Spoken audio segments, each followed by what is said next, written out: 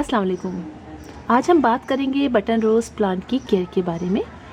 ये मेरा बटन रोज़ का प्लांट है और इसके फ्लावर्स आप देखें कितने क्यूट और कितने छोटे छोटे होते हैं, इसीलिए इसको बटन रोज़ कहा जाता है क्योंकि इसके फ्लावर्स होते छोटे छोटे से हैं। अच्छा, इस प्लांट की केयर भी हम बिल्कुल वैसे ही करते हैं जैसे हम दूसरे इंग्लिश फ्लावर्स के इंग्लिश रोज़ फ्लावर्स की करते हैं।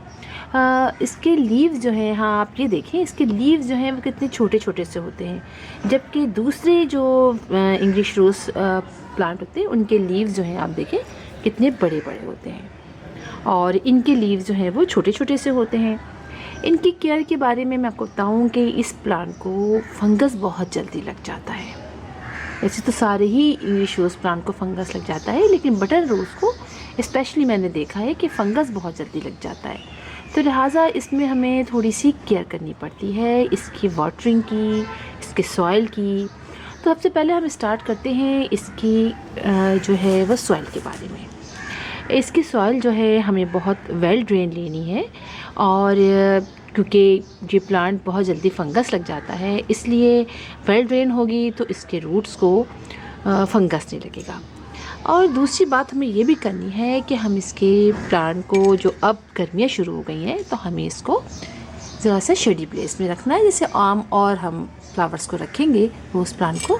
और एक काम हमें बाकायदगी से करना है कि हमें इसके जो प्लांट है इसकी सॉइल को ऊपर नीचे करते रहना है, ताकि अंदर से नमी जो है वो उड़ती रहे, ख़त्म होती रहे और ये फंगस ना लगे। ये बहुत बेहतरीन तरीका है हमें अपने रोज़ प्लांट की केयर में, ये बहुत अहम किरदार अदा करता है। जो हम इसके ऊपर गुडाई कहते हैं ना, कि सराउंडिंग में इतनी ज़्यादा नहीं करनी है हमें थोड़ी थोड़ी इसकी प्लांट की ऐसे गुडाई करती रहना है, इसको ऊपर नीचे करते रहना है, ताकि हमारा ये प्लांट जो है वो किसी फंगस से बचा रहे और पानी ज़्यादा ना इसके अंदर रहे और ऑक्सीजन अंदर जाती रहे। इस तरह हफ्ते में एक दफ़ा आप इसके मिट्टी को ऊपर नीचे कीजिए और इसके अंदर आप जब प्लांट लगाइए तो इसमें सैंड की मकदार आप थोड़ी ज़्यादा रखिएगा, ताकि वेल ड्रेन सॉइल होगी तो हमारा प्लांट बहुत अच्छे तरीके से ग्रो करेगा। अच्छा, बटन रोज़ की एक ख़ास बात ये होती है कि इसमें बटन कह रही हूँ, गुच्छों की शक्ल में फ्लावर्स लगते हैं एक साथ, कई किसी ब्रांच पर। अब तो चूँकि सीज़न ख़त्म हो गया है तो मेरा एक एक दो हो गए हैं, वरना इससे पहले इतनी छोटे छोटे से प्लांट पर इतने सारे फ्लावर्स लगे थे, एक एक ब्रांच में 5-5 6-6 फ्लावर्स लगे थे।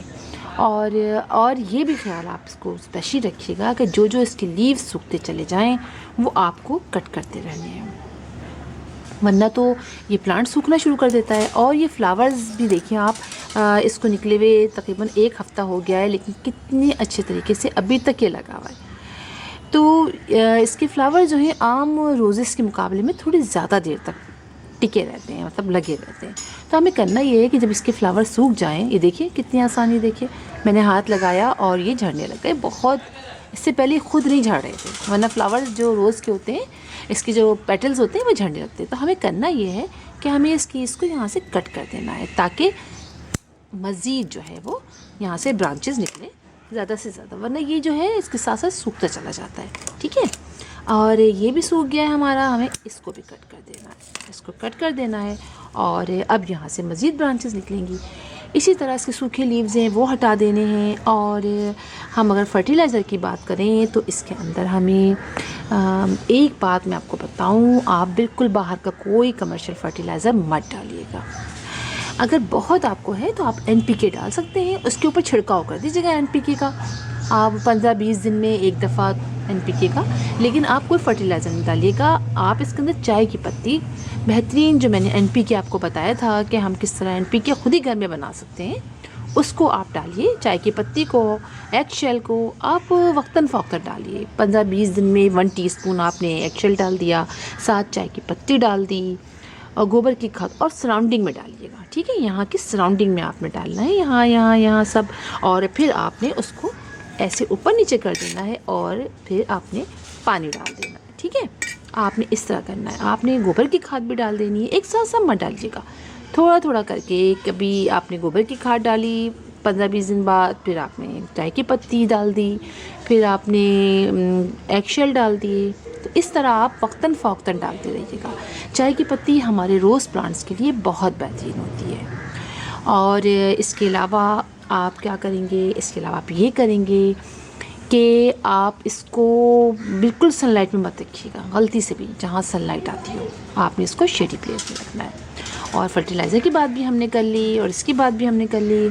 और इसी तरह जब ये सीज़न इसका गुजर जाएगा, ये गर्मियों का सीज़न, तो सर्दियों में आप देखिएगा जैसे ही आपकी सर्दियाँ स्टार्ट होने लगें और इसका मौसम आए तो आप इसको अच्छी तरीके से इसको फर्टिलाइज़ कर दीजिएगा दोबारा से। वैसे तो आप डालते रहते हैं, लेकिन सर्दियाँ जब आने लगी तो आप इसको और अच्छे तरीके से फर्टिलाइज़ कर दीजिएगा।